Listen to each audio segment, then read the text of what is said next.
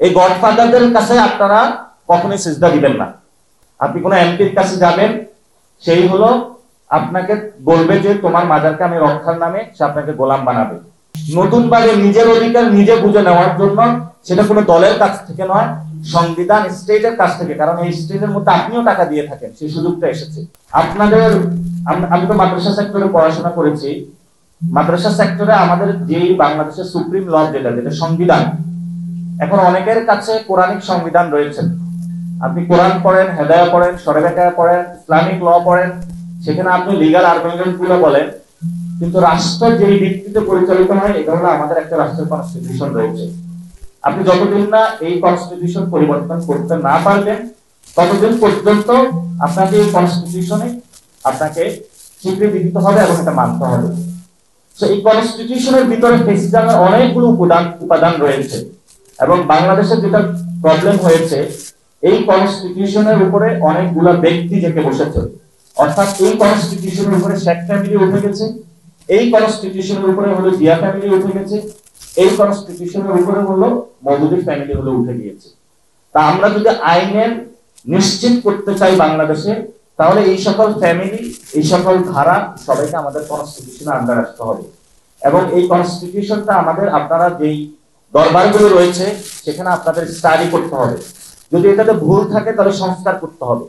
আমরা অনেক দীর্ঘ আন্দোলনের পরে এই কনস্টিটিউশনে আমরা অনেক লুপহোল পেয়েছি। এই কনস্টিটিউশনের কারণেই এইটাতে সমস্যা থাকার কারণে আপনার মাজারে গিয়ে হামলা হচ্ছে।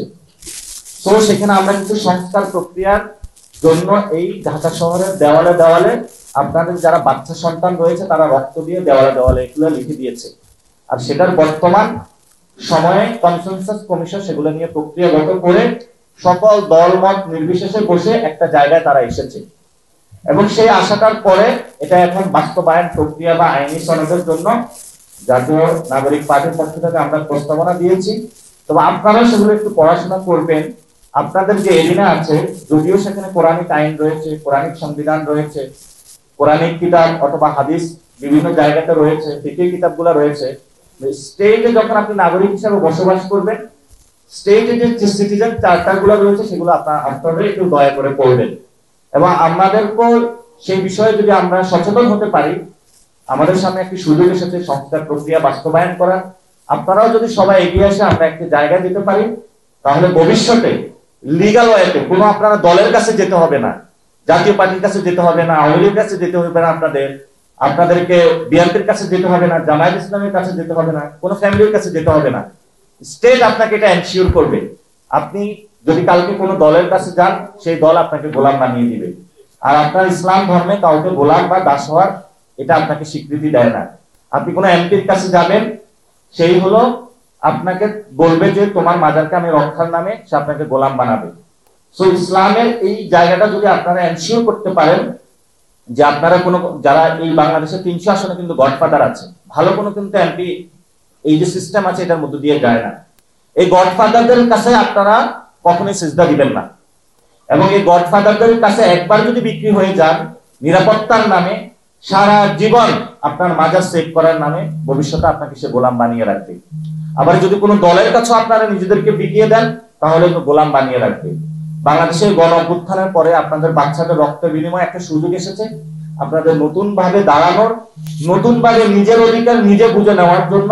সেটা কোনো দলের কাছ থেকে নয়, সংবিধান স্টেটের কাছ থেকে, কারণ এই স্টেটের মধ্যে আপনিও টাকা দিয়ে থাকেন, সেই সুযোগটা এসেছে। তো এই সুযোগটা আমাদের কাজে লাগাতে হবে। একটা ভাই বন্ধু হিসাবে আপনাদের কাছে রিকোয়েস্টটা করেছি যে আপনারা দীর্ঘ সময় বাংলাদেশের রাজনৈতিক অঙ্গনে আপনারা অনুপস্থিত। এখন আমাদের যারা কওমি অঙ্গনের ভাইয়েরা আছে তারা কিন্তু এগিয়ে আসতেছে রাজনীতিতে। তো আপনারাও এগিয়ে আসুন, আপনারাও নিজেরা দল গঠন করুন এবং আপনাদের মধ্যে অনেকগুলো দল হয়েছে কিন্তু এই দলগুলোর অ্যাক্টিভিটিস আমরা দেখি না। সুপ্রিম পার্টি নামে একটা পার্টি হয়েছে, এটার কোনো অ্যাক্টিভিটিস দেখি না।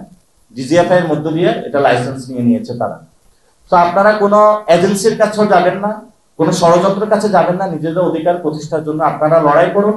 আমরাও লড়াই করতেছি রাজপথে, আপনারা একসাথে ঐক্যবদ্ধভাবে আমরা আপনাদের সাথে থাকবো। আমরা একসাথে মিলে নতুন একটি বাংলাদেশ গঠন করব।